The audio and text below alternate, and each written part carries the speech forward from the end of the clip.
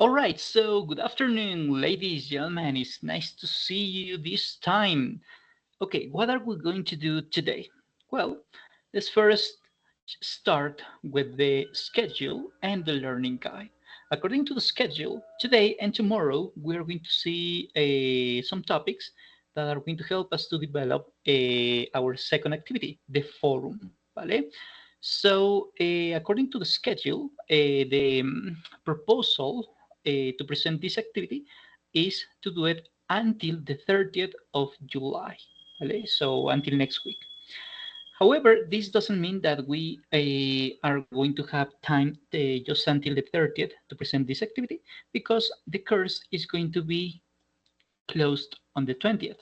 However, as we mentioned in the first day of class, we will have until the 15th to present all three activities, not only the forum, but also the video blog and the test. ¿Vale? So let's go with the learning guide. So the learning guide says in Spanish, because it's in Spanish, obviously. Cuando se quiere mirar en retrospectiva situaciones de la vida que han ocurrido a lo largo de ella, es común llegar a un momento donde se diga, si hubiese hecho eso, si hubiera, habría sido mejor si hubiese hecho esto otro. En fin, tal expresión transmite un nivel de arrepentimiento o remordimiento, quizás debido al hecho de no haber tenido el conocimiento que se tiene hoy en día justo en ese momento. Por ello es necesario utilizar el tercer condicional, el cual transmite esas ideas en inglés. So we're going to study third conditional in these two sessions, especially tomorrow, because today we're going to be studying some topics, some background that are going to be useful to present to show you how the third conditional works. Let's go back. Sabiendo esto, para llevar a cabo la presente evidencia, revise el componente formativo You can't undo the past, elipsis, y teniendo como fin la participación en el foro, escoja 3 momentos en los cuales hubiese deseado hacer algo diferente para obtener otro resultado y responda lo siguiente, o tenga en cuenta las siguientes acciones. No necesariamente debe ser una situación, la que escoja, ¿no?, de la que se arrepienta porque fue mala. Puede ser algo que con el conocimiento que tiene hoy siente que podría haber sido manejado de una mejor forma. Esto principalmente es lo que vamos a utilizar en third conditional, ¿vale?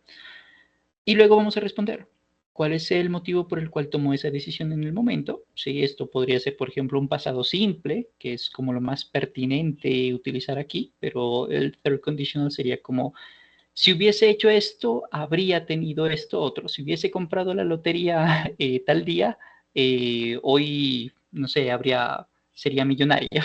¿Sí? Ese sería como el arrepentimiento. ¿Cuál fue el motivo? Digamos, en la versión en pasado. No lo hice porque no tenía dinero, me invento. ¿Por qué considera que lo habría manejado de una manera diferente el día de hoy? Pues porque ahora tengo la bolita de cristal y sé cuáles eran los números ganadores. Me invento, supongamos que sea cierto. Así que vamos a responder estas 3 preguntas. Lo más probable es que esto sea una versión en pasado. Lo más probable es que esto lo responda usted en versión presente. No es seguro, pero es como lo más sencillo a tomar en cuenta, pero es una propuesta, sin embargo, ya depende de usted de cómo quiera desarrollarla. Y esto sí, definitivamente hay que utilizar third condition, ¿vale? Entonces, es la propuesta. El third conditional, el condicional número 3, sí debe ser mencionado en esta actividad. ¿Listo? ¿Qué más nos menciona la guía de aprendizaje? Miremos. Bueno, ser cuidadoso con el lenguaje, de organizar bien las ideas, participar en el foro, hacerlo de manera individual, y revisar el componente formativo. Eso es todo lo que necesitamos saber de nuestra actividad. ¿Listo? Eso es lo que nos plantea la guía de aprendizaje. Vamos a hacer ahora el cambio a inglés porque ya está explicada la actividad. Let's go to Sayuna. In Sayuna, if we go to Sayuna, by the way, this is semilla in Arahuaco, right? When we go to Sayuna, if Sayuna allows us to get inside, yes, it works.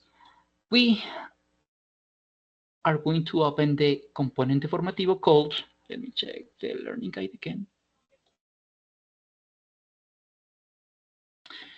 You can't undo the past. So this componente formativo, you cannot undo the past here, or you can't undo the past, is going to present us activities that are going to be useful for you to develop this exercise, this evidence. In here, we are going to check something like the author creates a serene atmosphere, perfect tenses, modal verbs, third conditional, and a summary. ¿Vale? For example, if you want to study something about modal verbs in past, we are not going to study this specific topic, so we are going to focus mainly in third conditional, but you can take into account these topics to develop your activity. You're going to study could have, might have, must have to, and among others. And the componente formativo also always has um, a kind of test, some kind of a test. This is not a gradable test because this is something for you to improve your what? Your skills. However, in here, the idea is to answer these questions according to what you have studied, according to what you have learned. ¿Vale? So once you have studied the componente formativo, the idea is for you to present the forum, to participate in the forum. So to participate in the forum, you go to the link Tres Cosas que me arrepiento writing. And to participate in the forum, you only have to click in the button called Añadir nuevo tema de debate. In here, you type your answer, then you click in Enviar al foro, and then I'm going to grade your participation according to the learning guide criteria. ¿Vale?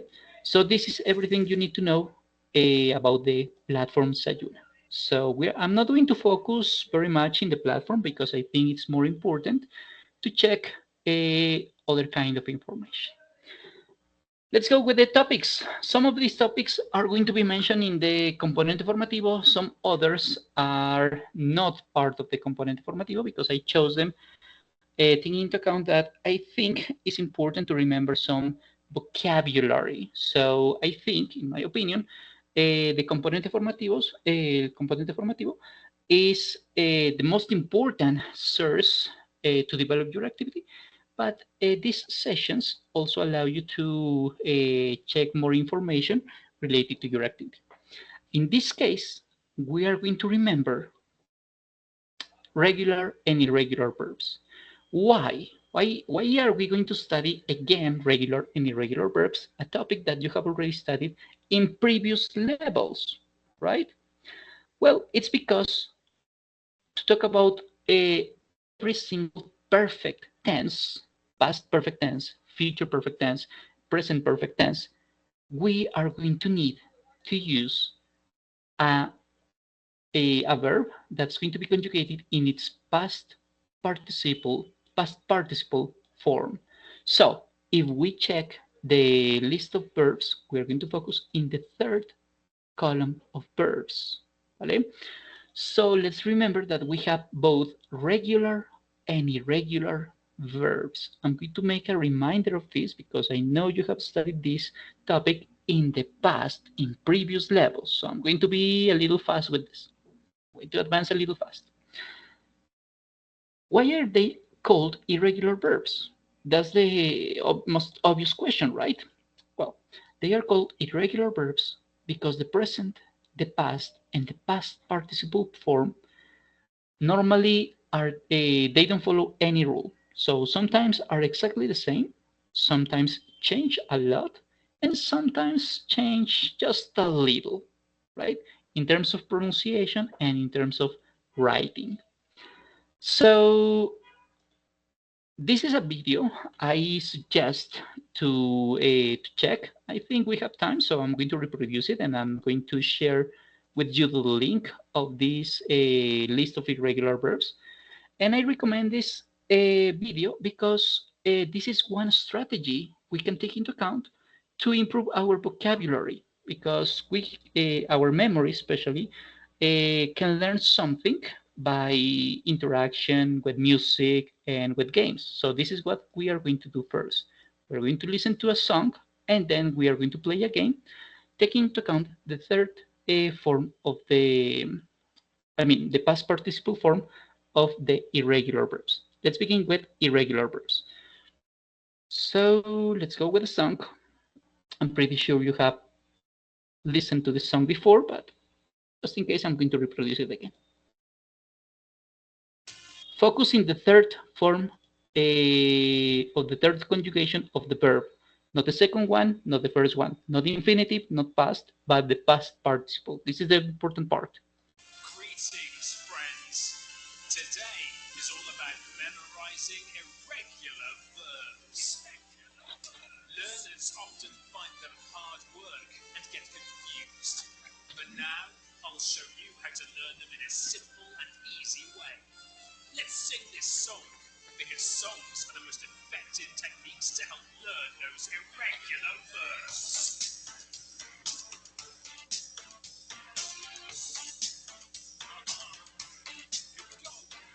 Be, was, were, been, become, became, become. Begin, began, begun. Blow, blew, blown. Break, broke, broken. Bring, brought, brought. Build, built, built. Burst, burst, burst. Buy, bought, bought. Choose, chose, chosen. Catch, caught, caught. Come, came, come. Cut, cut, cut. Deal, dealt, dealt. Do, did, done. Dream, dreamt, dreamt. Irregular verbs are so easy when you sing this song. Just remember the words to this song and you won't get them wrong. Irregular verbs. Irregular verbs. Irregular verbs. Irregular verbs. Drink, drank, drunk. Drive, drove, driven. Eat, ate, eaten. Fall, fell, fallen. Feel, felt, felt. Fight, fought, fought. Find, found, found. Fly, flew, flown. Forget, forgot, forgotten. Forgive, forgave, forgiven. Freeze, froze, frozen. Get, got, got. Give, gave, given. Go, went, gone. Grow, grew, grown. Have, had, had. Irregular verbs are so easy when you sing the song. Just remember the words to this song and you won't get them wrong. Irregular verbs. Irregular verbs. Irregular verbs. Irregular verbs. Hear, heard, heard. Hide, hid, hidden. Hold, held, held. Hurt, hurt, hurt. Keep, kept, kept. Know, knew, known. Lay, laid, laid. Lead, led, led. Leave, left, left. Let, let. Lie, lay, laid. Lose, lost, lost. Make, made, made. Mean, meant, met. Meet, met, met. Pay, paid, paid. Irregular verbs are so easy when you sing the song. Just remember the words to this song and you won't get them wrong. Irregular verbs. Irregular verbs. Irregular verbs. Irregular verbs. Foot, foot. Read, read, read. Ride, rode, ridden. Rise, rose, risen. Run, ran, run. Say, said, said. See, saw, seen. Seek, sought, sought. Sell, sold, sold. Send, sent, sent. Set, set, set. Shake, shook, shaken. Shine, shone, shone. Show, showed, showed. Sing, sang, sung. Sit, sat, sat. Irregular verbs are so easy when you sing the song. Just remember the words to this song and you won't get them wrong. Irregular verbs. Irregular verbs. Irregular verbs. Irregular verbs. Sleep, slept, slept. spent, spent. Stand, stood, stood. Steal, stole, stolen. That's right. Swim, swam, swum. Swing, swung, swung. Take, took, taken. Teach, taught, taught. Tell, told, told. Think, thought, thought. Throw, through, thrown. Understand, understood, understood. Wear, wore, worn. Win, won, won. That's right. Write, wrote, written. Okay, this is the end of the video, or I mean, the important part. So we're going to focus in perfect tenses in the past participle form. Why are these irregular verbs important? Well, it's because they are mostly used in our everyday life. So we always begin something, we are normally buying something, sometimes we catch a flu, nos agripamos. We always choose what to do. I mean, we make elections, choices, right? Every day we dream, not necessarily when we sleep, but most of the time when we sleep. So these are very common verbs in our everyday life, right? Additionally, if you don't remember for any reason, because I know this is related to memory, if for any reason you're not capable to remember the past participle form of an irregular verb, I suggest you to have the list of verbs by your hand, next to you, near close to you, in your cell phone, right? Because today is very easy to have this information in your pocket, in your cell phone in this case, right? So at least until you get comfortable with the vocabulary, the most important vocabulary you are going to deal with, ¿vale? So taking this information into account, we are going to play a game because, in my opinion, playing games is one of the most effective ways, not the only one, but one of the most effective ways to improve your vocabulary. Therefore, in the game we are going to play in Kahoot, you are going to see a verb, in this case, do, pay, catch, lose, read, burn, all of them, and so on. All of them are irregular verbs. Your objective will be to find, to figure out, to discover, to choose the past participle form of this verb. Okay, we're going to do it for 3 minutes because 3 minutes are more than enough, and then we're going to focus in the other part of the verbs. I mean, in the regular verbs. So where is the chat? The chat is here, and the game is in the chat.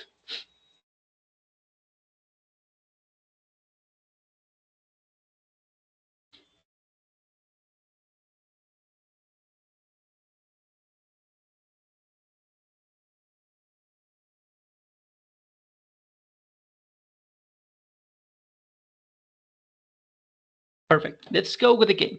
What are the rules? You will have to answer correctly the questions you are going to see in your device, in your computer or cell phone, depends on where you are playing the game. Then you're going to be, you will have to pick up all the everything that gives you money. I mean, diamonds, rubies, sapphires, and so on, and avoid everything else. So bones, cans, and so on. Okay? You will have 3 minutes to complete the activity, and the game is going to give you feedback. So good luck.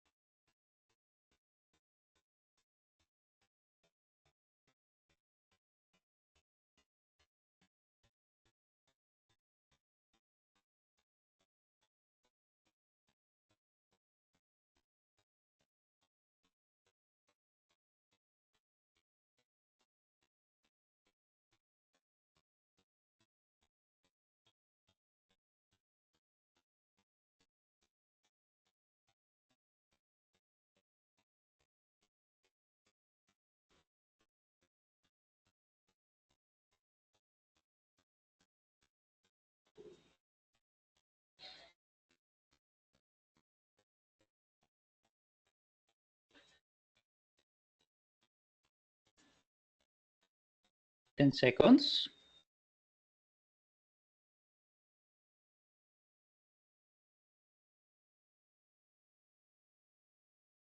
And time up. Okay, so perfect. Thank you very much for participating in this game. So we already know, we have already remembered some vocabulary related to irregular verbs. However, there is another exercise for you. I'm not going to do it with you because it's more personal, but I'm going to explain it to you. ¿Vale? It's a memory game. In this activity, you will have to open the squares in here, and you will find pictures and words. So you will have to relate to match the picture and the word. In this case, it could be spoken, perhaps, and seen, visto. So this is not related, right? So maybe it's eaten or had breakfast, maybe, we don't know. And lost, they are obviously not related.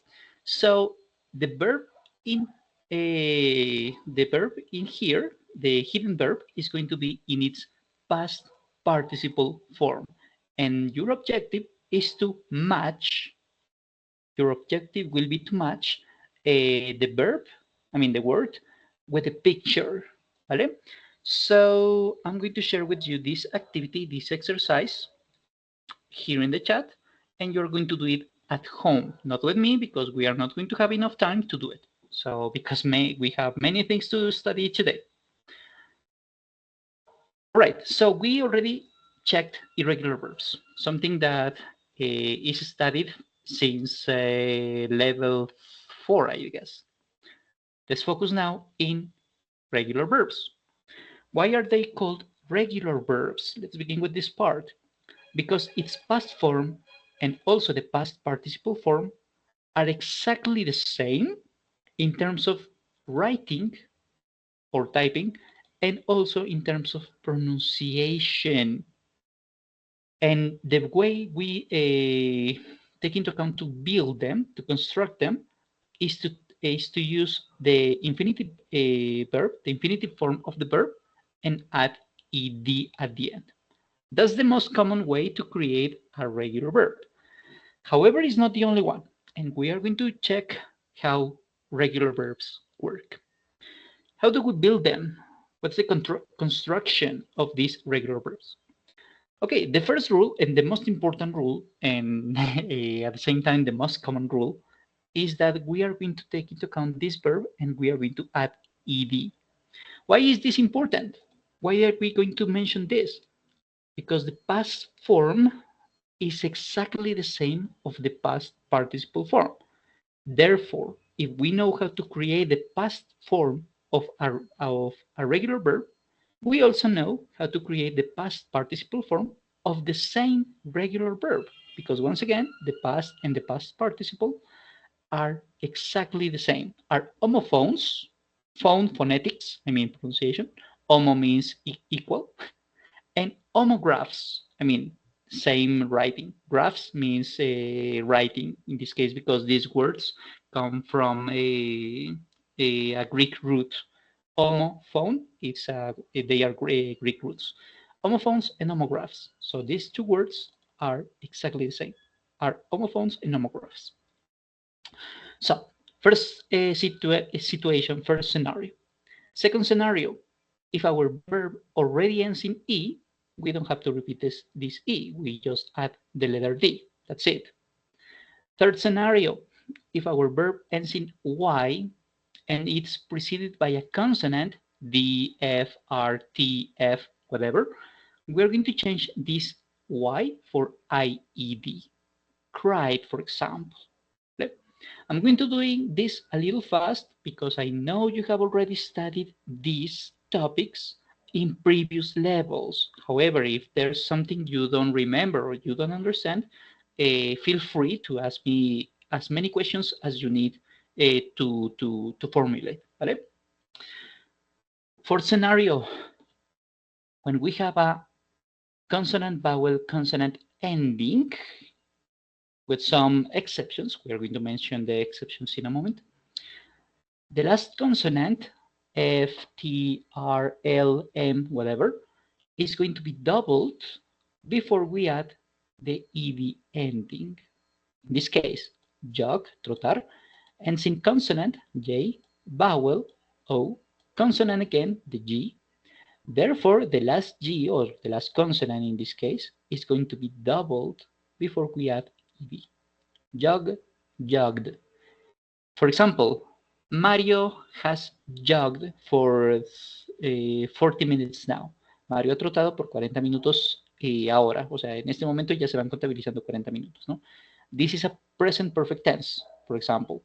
Or if we focus in, say, past perfect tense, we could say, for example, Andrea had jogged for 3 hours before she fainted. Andrea había trotado por 3 horas antes de que se desmayara del cansancio, pues, ¿no? Por ejemplo. Okay. I'm a little tragic sometimes. Anyways, exceptions. Let's go with exceptions. Group of exceptions number 1. We are never going to double the W, the X, or the Y. Doesn't matter. It won't matter if the verb ends in consonant, vowel, consonant, and the last consonant is W, X, or Y, because these 3 letters are not going to double. Exception number 1. And exception number 2, or a hashtag, or no, it's not hashtag, it's a asterisk.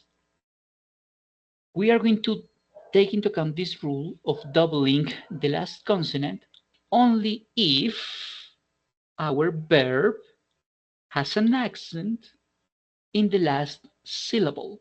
Let's remember that a syllable is the way we use in Spanish, mainly in Spanish, to understand or to take into account that a word is divided in smaller parts, taking into account a vowel sound. So, for example, in the case of the word importante, we divide this word in different in smaller parts that are im, por, tan, te. How do we divide this word? Taking into account an independent vowel sound. This is mainly used when we are going to mention if our word is aguda, grave, esdrújula, to mention the accent, right? To write the accent. In English, this is going to be important because especially with comparative and superlative adjectives, but here in verbs, we are going to use this rule again. In this case, the word prefer can be divided in 2 smaller parts, prefer. So we have 2 2 independent vowel sounds. So this is a 2 syllables word. In this case, incur, the same, open, again, and be, sit, once again, 2 syllables. It has 2 syllables. All of them have 2 syllables. Maybe some words are going to have more syllables, but we are going to focus on these 4 examples. We already know what is a syllable. Let's go with the word. What happens here? If our verb has a stress or has an accent in its last syllable, only in the last syllable, then we are going to double the last consonant. Otherwise, we are not going to double the last consonant. And also take into account that this also depends on the kind of English we are talking about. If it's American or British English, because there are some different words between both languages, but in general, we can be saved if we take into account this rule. In this case, prefer. The accent is infer. Therefore, we double the last R, the last consonant. Another example, incur. The accent is incur. That's why we doubled the R. In contrast, we have visit. It's not visit. The word is visit. The accent is here in V. That's why we do not double the letter T. Or open. The accent is open, right? The accent is in the O. This is independent. That's why we do not double the letter N. And this is how we create the writing form of the verb, the regular verb. And let's remember that that past form is exactly the same as the past participle form. So we have already developed when we studied simple past tense, we learned how to create the past participle form. However, this is the easiest part. The hardest part, in my opinion, and also in my experience, is the pronunciation. And to talk about the pronunciation, we need to remember what is a voiced and what is a voiceless sound. Unfortunately, today my camera is not working because I'm traveling, so I'm sorry for this and cannot open the camera, but next week I'm going to open the camera if you come here. But to mention some tricks, however, a voiced sound means that your throat, su garganta, is going to vibrate with a sound, with a specific sound. And a voiceless sound means that your throat is going to is not going to vibrate. There's not going to be vibration in your throat. So this is the difference between voiced and voiceless sound. ¿Vale? This is going to be important in a moment. How do we notice if we feel vibration or no? Easy. Touch your throat. Touch your throat with your hands or with your fingers more precisely. ¿Vale? How do we notice this? In words? No. In vowels? No. In consonants? Bingo. What do we have in common between the V and the Z sound? When we pronounce the sound, not the consonant, when we pronounce the sound, these letters generate, we're going to feel vibration in our throat. Vowel, right? And zebra. There is vibration with the sound of z, and there is also vibration with the sound of v. In contrast, if we pronounce the sound, these other two letters generate, because they generate sound. They don't generate vibration, but they generate a sound. We're going to feel something different. In this case, finger, right? There is no vibration when we touch our throat and we pronounce the sound, the F generates. The same is going to happen here. S, s, s, right? If you touch your throat, you are not going to feel vibration. There is going to be sound. And maybe your throat is going to move. But movement is different to vibration. Don't be confused with that. We are going to focus in vibration or lack of vibration. Let's go now with the pronunciation. What are we going to do here? with our regular verb, we are going to focus in our regular verbs here. Acted, arranged, attacked, behaved, and so on. They, we are going to focus in there. If our verb ends in a voiceless sound, I mean, we are going to focus in the beginning in the infinitive form. So answer, attack, behave, advise, learn, manage, mention, and so on. If our verb generates vibration in its last sound, like smell,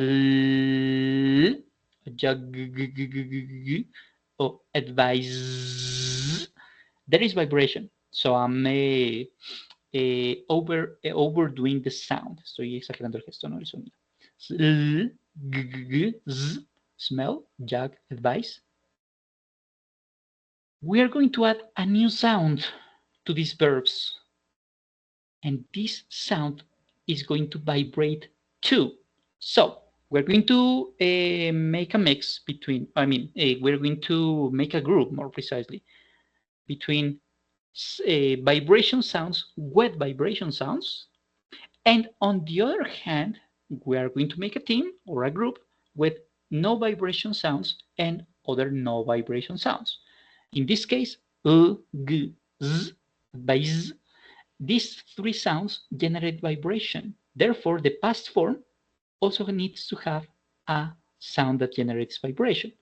And this sound is going to be provided by the sound of d, d. So, smell, present, smelled, the past form, and also the past participle form. Jug, the present form. The past form is going to sound like jugged and jugged. ¿Vale? And the last example, advise. This is the present form, advise. And the past and also the past participle form are going to sound like advised. Okay? This is with voiced sounds. Sonidos que generan vibración con sonidos que también generan vibración. Second sound. When we have voiceless sounds, there is no vibration in our throat when we pronounce the verb in the last sound this verb generates. We're going to add another voiceless sound to this verb to create its past form in terms of pronunciation, of course. In this case, walk. If you touch your throat, you are not going to feel vibration. Maybe your throat is going to move, but it's not going to generate vibration. Touch, shh, shh, touch. There is no vibration. Cross, cross. Once again, there is no vibration in the last sound of these verbs. So to create the past form, we are going to add the sound of t. Therefore, walk changes to walked. So walked is going to be past and past participle form in terms of pronunciation. Touch, present, touched, and touched, past and past participle forms. Finally, the last example, cross, crossed, crossed, present, past, and past participle. And let's go with the last sound, because we have three sounds. I didn't mention it, but now I do it. We have three sounds for this ed ending in terms of writing. Three different pronunciations. Well, if we already have a word, or more precisely, a verb that already ends in t or d sounds, then this verb, the past form in the past form or the past participle form is going to sound like id. For example, affect, affected, or last, lasted, decide, decided, and recommend, recommended. This is what we need to remember in terms of pronunciation and writing of regular verbs. Why is this important? Because we are focusing in the third column of the list of verbs. But why? Because all perfect tenses are going to use the past participle forms, both for regular and irregular verbs. So let's go with the game. I'm going to pronounce 10 verbs, no more than 10, because we are not going to have time, because we also need to check some exercises about past perfect. I'm going to pronounce the verb, and your objective will be to figure out how to pronounce this verb in past form. I mean, the past form is t, is d, or id. So you will have to figure out what's the correct pronunciation of the word. Okay?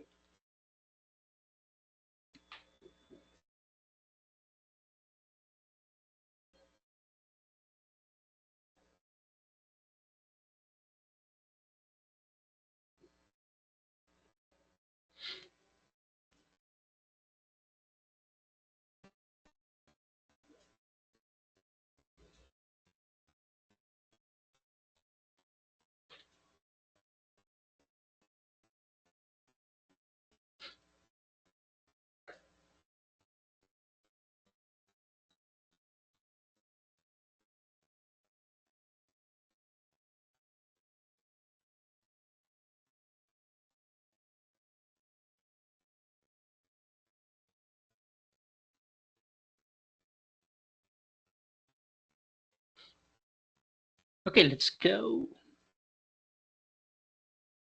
I'm going to read the verb in infinitive. ¿Vale?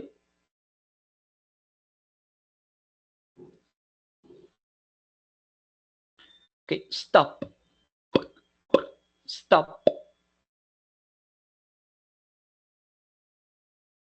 What's the past form? Stopped, stop it, or stopped?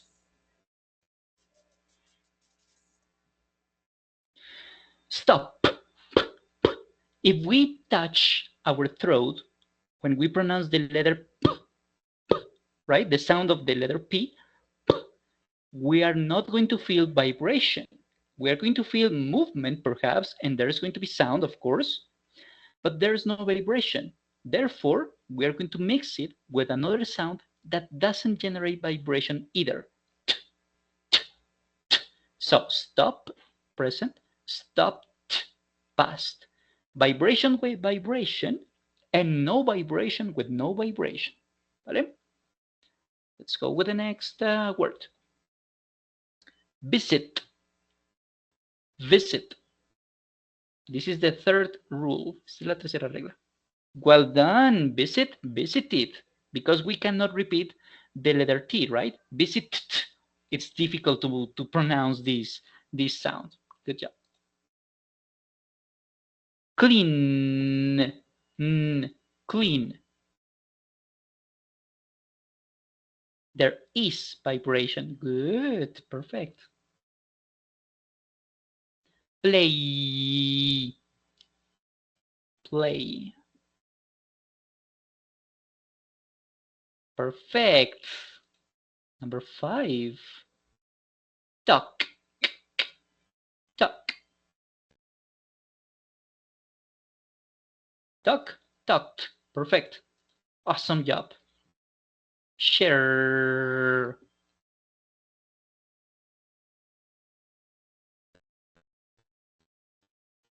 Shared. Shared. No, because the letter R, if you touch your throat, you're going to feel vibration when you pronounce it. Right? So vibration with vibration. Share, shared. Number 7, like. Like.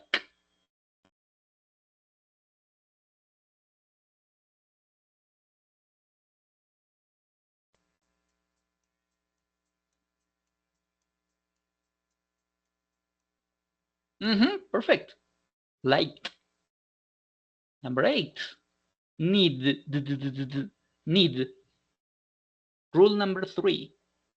Need. Needed. Good job. Number 9. Call.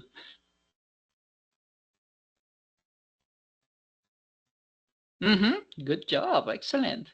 And let's go with the last one. Use.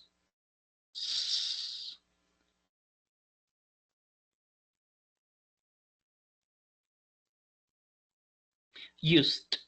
In fact, this word is interesting because we already studied this topic for the previous evidence, right? For the video presentation.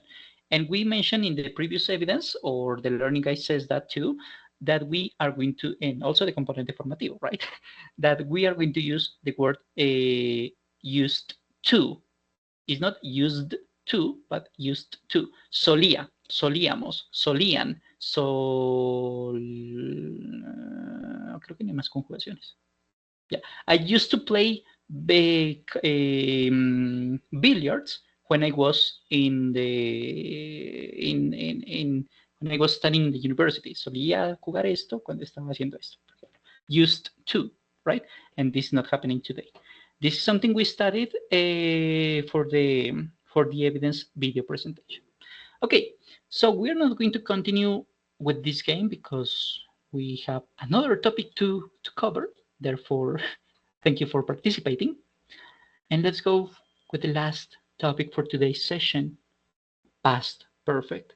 I don't know if you have already studied this. I'm pretty sure you have, because it's not possible for you to study third conditional without having studied past perfect before. So I'm going to do it a little fast. Not very fast, but a little. To talk about perfect tenses, let's remember that every time we talk about perfect tenses, we mention an activity before another activity. So in past perfect, we talk of an activity in the past preceded by another activity in the past. So it's something before. So the activity number 1 happened 2 months ago, and the activity number 2 happened 1 month ago, for example. This is something perfect. In perfect, present perfect, something that you have already studied before in level 5, I guess, or 6, we do something similar. We have an activity in the past and other activity in the present. So we are playing with 2 activities.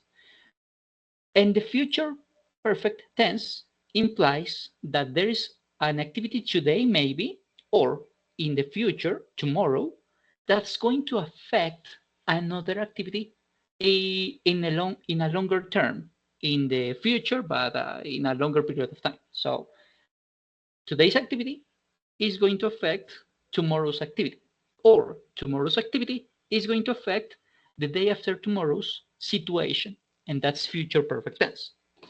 In this case, the past perfect tense implies that activity number 1, I mean the oldest activity, is going to make an influence to the activity number 2, the closest activity to the present, or the closest situation, scenario compared to the present, right? We have 2 activities. The oldest activity,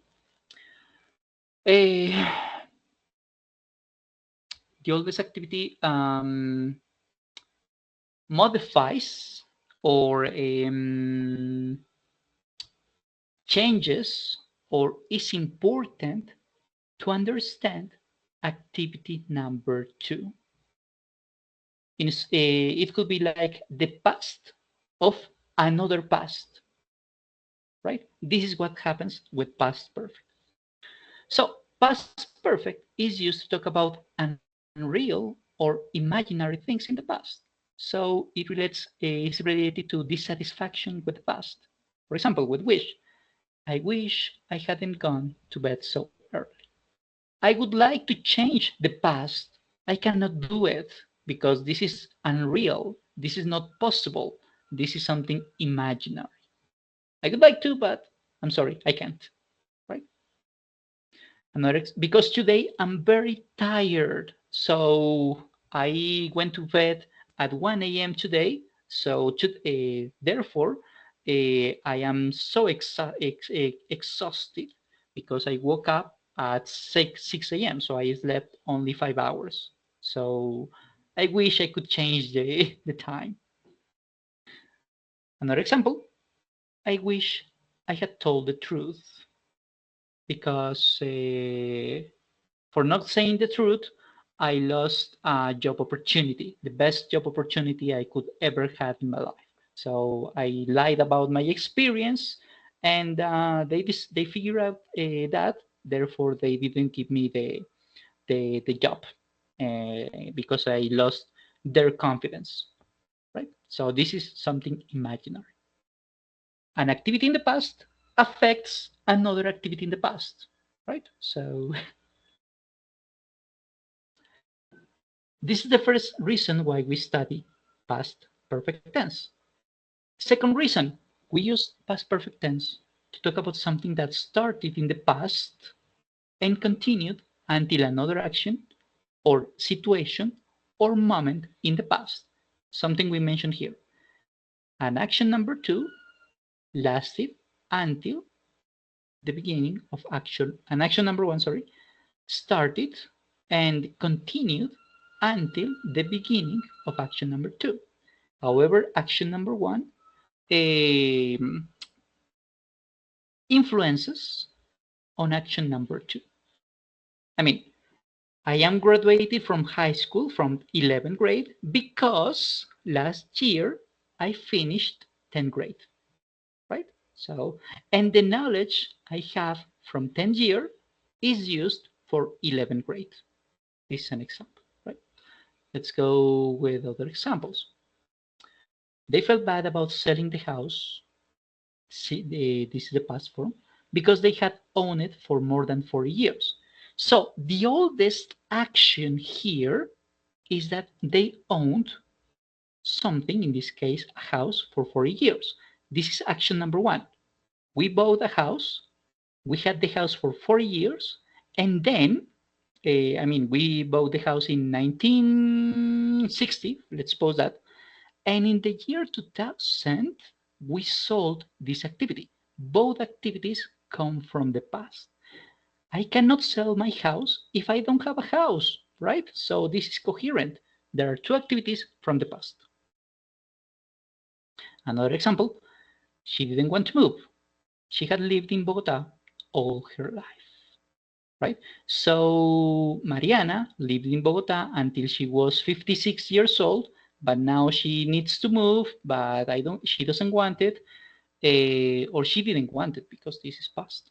She didn't want it because all her family, friends were in Bogota, but last year had to take this decision, stop living in Bogota to live in, I don't know, Medellin, let's suppose that, right? Second situation. By the way, this this reason can be also mentioned taking into account the time. And for that, we can use the expression for 10 years, for 5 months, for 3 days, and so on. With this conjunction and the specification of time. With this expression for in time, we can focus in the duration of this first activity, right? Okay, number 2. Number 3, reason number 3 why we study past perfect tense. To express the idea that something occurred before another action in the past. Something we mentioned in some seconds ago, right? Right. The idea is that with this form, this allows you to convey the sequence or the order of the events that happened in the past. So first we had this situation, next we had this other situation, and then we had this third situation. For example, I didn't have any money, because I had lost my wallet. Therefore, we understand that first I lost my wallet, in the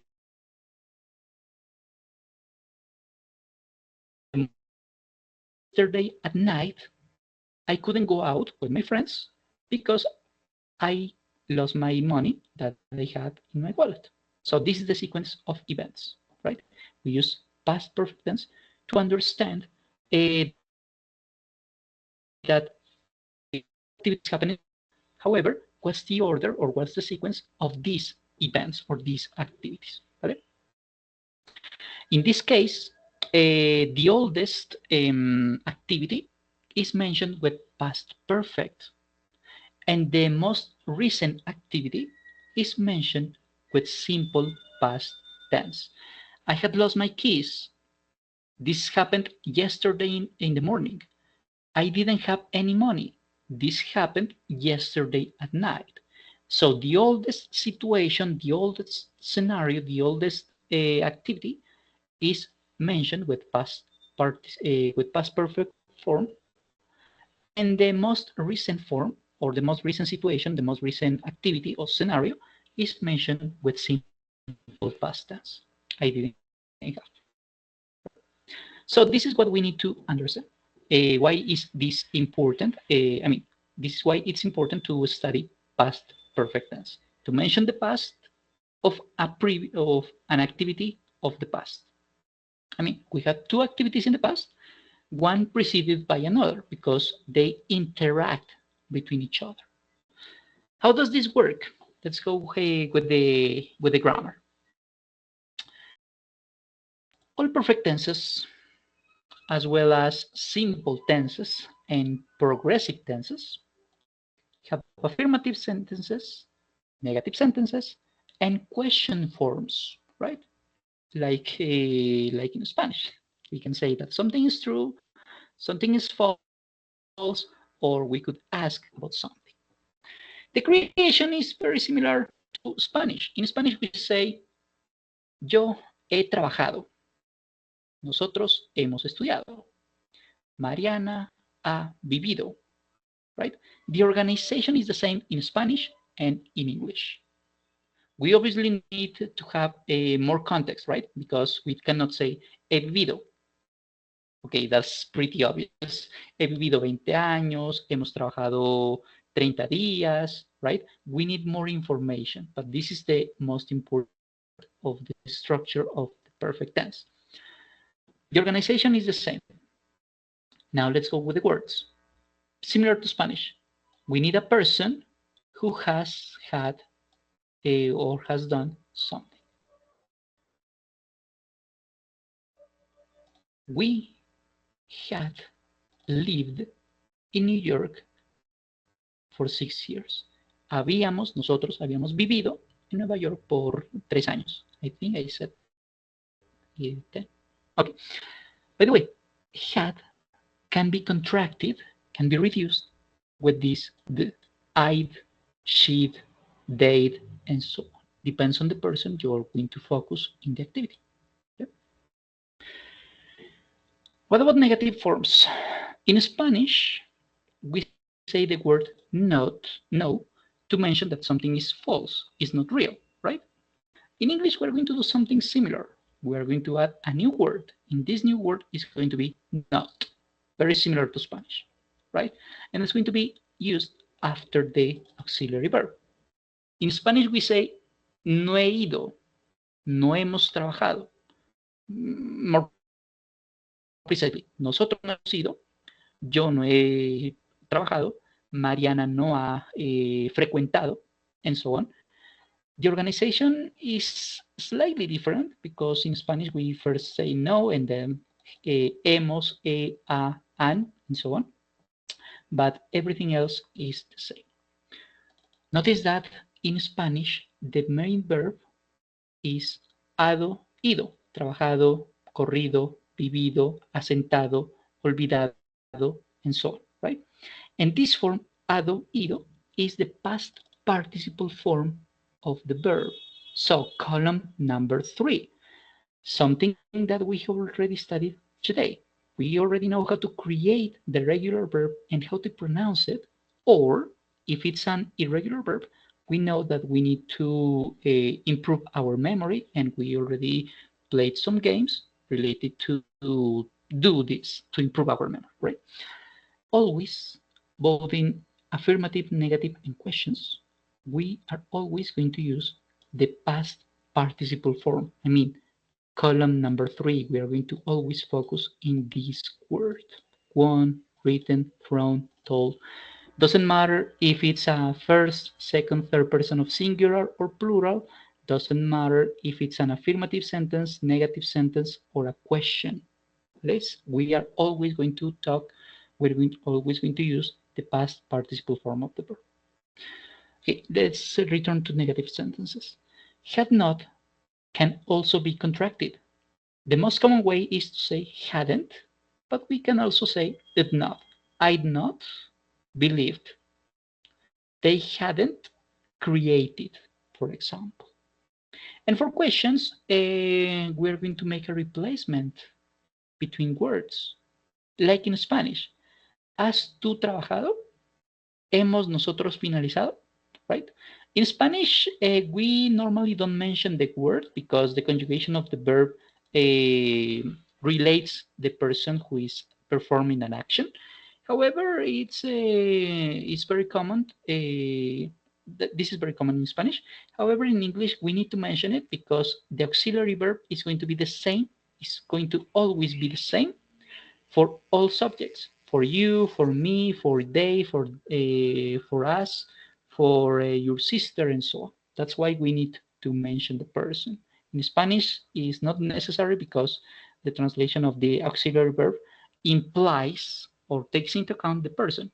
Hemos, nosotros, han ustedes, and ellos, right? So, but in English, it's important to take into account the word, the subject. And the organization is pretty much the same like in Spanish. Had they visited their parents when the earthquake happened? Habían visitado parientes, ¿quiénes? Ellos, ¿no? Porque ellos no sabían. Cuando sucedió el terremoto, por ejemplo, ahí sí ya sería una versión completa del pasado perfecto. An action in the past preceded by another action in the past. And this is how past perfect tense works. We're going to use this because tomorrow, when talking about third conditional, we are going to need precisely that, the past perfect tense, right? This is going to be a topic we need to understand in order to be able to use the third conditional. And this is why I was studying something about grammar. So to finish this topic, today's topic, in fact, I'm going to give you 2 exercises for you to complete at home, and you are going to play with me one more game, the last game. I'm going to explain the activities I'm going to share with you first. In the first exercise, you will have to choose the correct option. So she had typed, she had lived, she had itched, or she had lit in Sweden before she went to Norway. What's the correct answer? I don't know. You will have to choose the correct word or the correct conjugation according to the context. Okay? This is perfect for you to remember how past perfect tense works.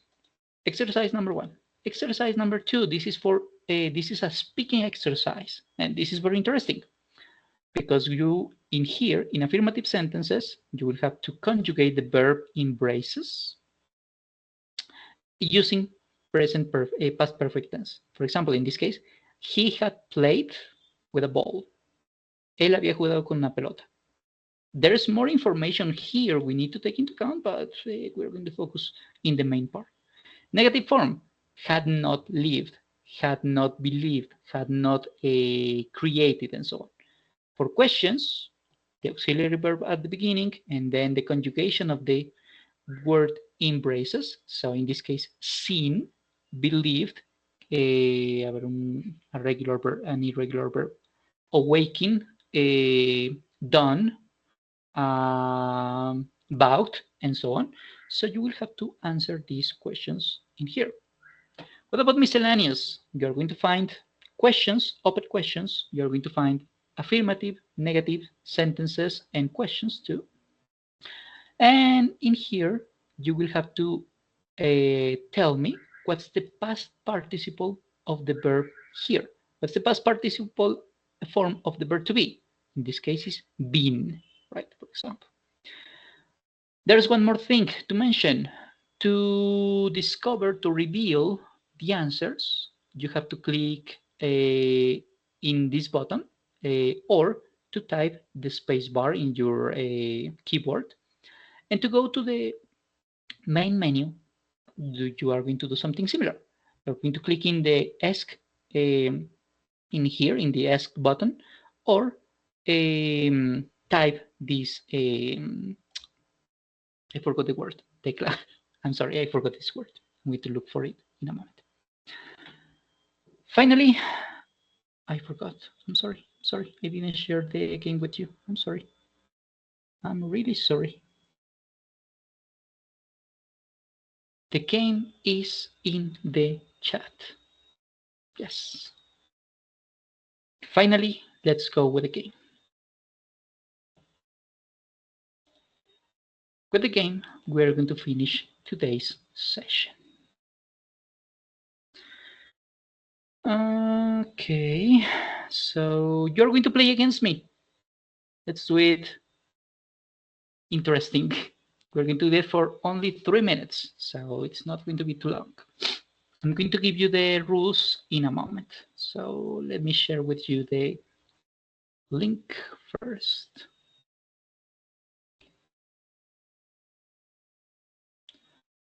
I'm going to withdraw Koala team.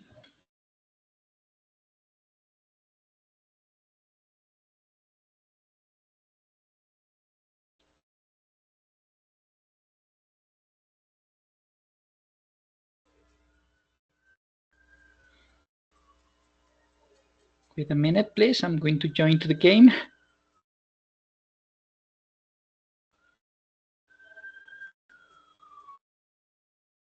So I'm sorry, my cell phone is very slow today. I'm really sorry.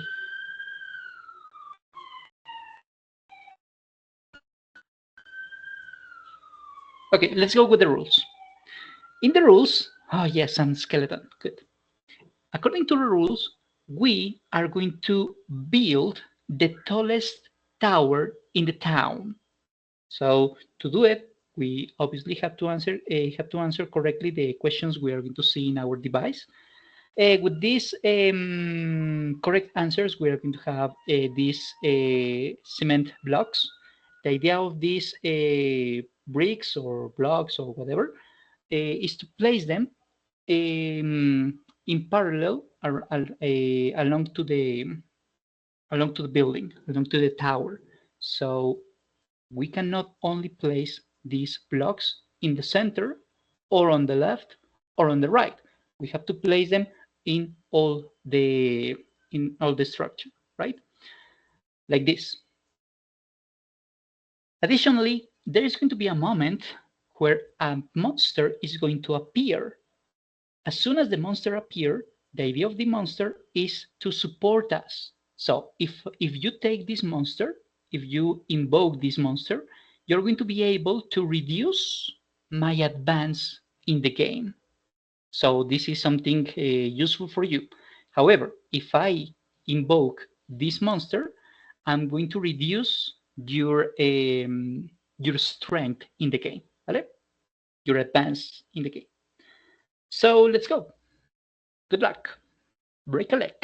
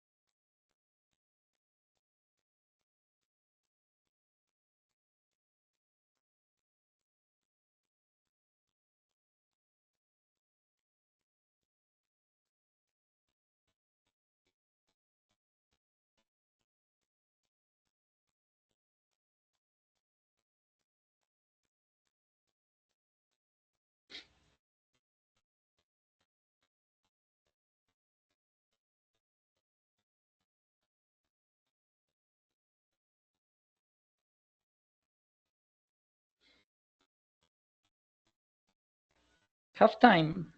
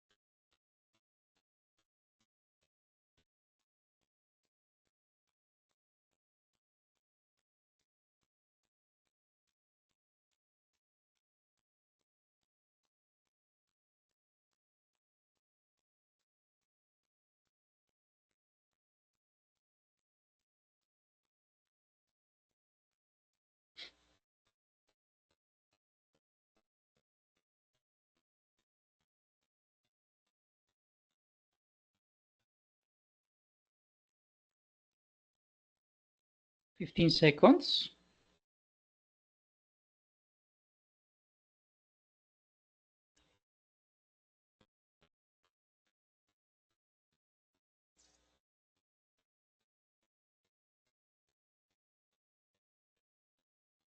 And this is the end of the exercise. Okie doke. So, thank you very much for participating in the game. It was a pleasure to play with you. And this is all for today's lesson. So, thank you very much for coming. If you have any questions, so feel free to ask me as many questions as you want.